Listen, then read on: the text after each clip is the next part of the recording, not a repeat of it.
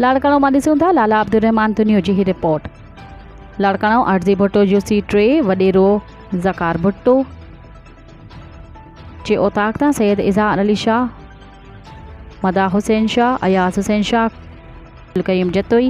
नादर भुट्टो, पपन भुट्टो, शफ़ीक जतोई, फ़तह अली सांगी, एजाज जतोई, दिलबर शाहिद,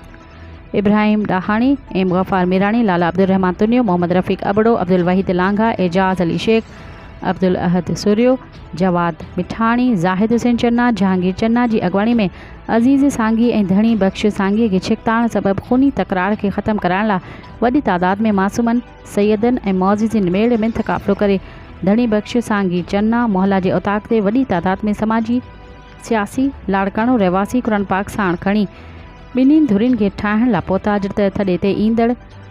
खे मान ॾींदे धणी बख़्श सांगी चयो त कुझु ॾींहं सब्र करियो, असीं पाण में सुलह कयूं, अव्हां खे असां मिस्बत जवाबु ॾींदासीं।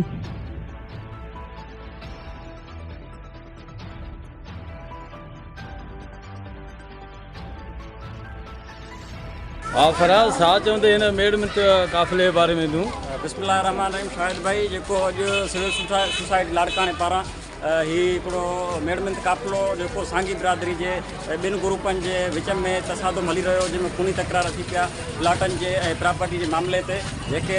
हिन वक़्तु लाड़काणो समाज जो जेको सिविल सोसाइटी आहे, मज़हबी शख़्सियतूं आहिनि, सहाफ़ी आहिनि ऐं समाजी हिकिड़े धुरियूं जेके आहिनि उहे गॾु थियूं आहिनि। त इनशाला उमेदु इहा आहे त अॻिले तरफ़ खां जेको असांखे मोट मिलंदी उहा शानदार मिलंदी ऐं सिंध जे अंदरि जेके क़बाइली तकरार आहिनि उहे इनशाला ख़तमु थींदा ऐं सिंधी क़ौम जेका आहे हिकु ॾींहुं ज़रूरु सुख जो साफ़। अच्छा छा चवंदो?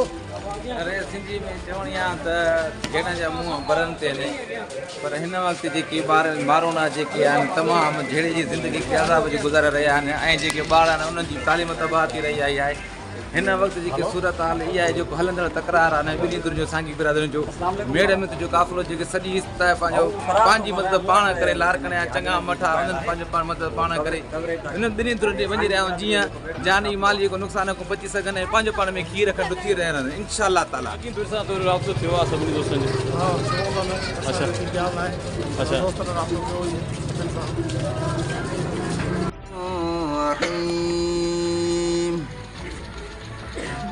إذا جاء نصر الله والفتح ورأيت الناس يدخلون في دين الله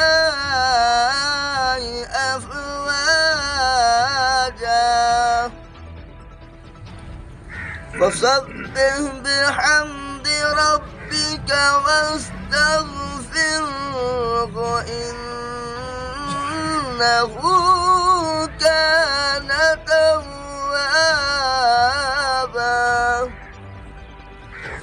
صدق الله مولانا العلي العظيم. الله